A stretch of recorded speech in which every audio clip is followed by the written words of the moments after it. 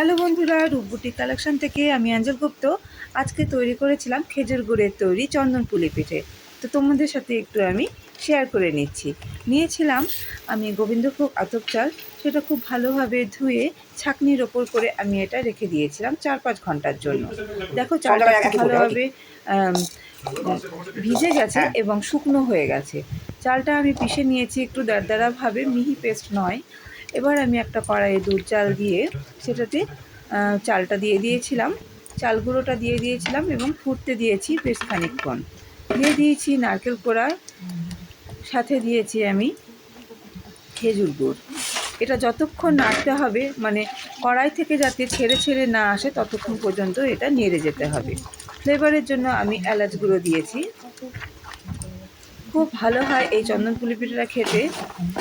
একটা থালাতে ঘি দিয়ে মাখিয়ে রেখে সেটার মধ্যে আমি এই মিশ্রণটা ঢেলে অনেকটা পরিমাণে আমি ড্রাই ফ্রুটস চাকুর সাহায্যে কেটে রেখেছিলাম, সেটা ওপর থেকে ছড়িয়ে চাকু দিয়ে সুন্দরভাবে কেটে ফ্রিজে রেখে দিয়েছিলাম খানিকক্ষণ। তো ঠান্ডা ঠান্ডা খেতে কিন্তু এটা খুবই ভালো লাগে এবং আমাদের বাড়ির সকলে কিন্তু এই চন্দন পুলি পিঠে খেতে খুবই ভালোবাসে।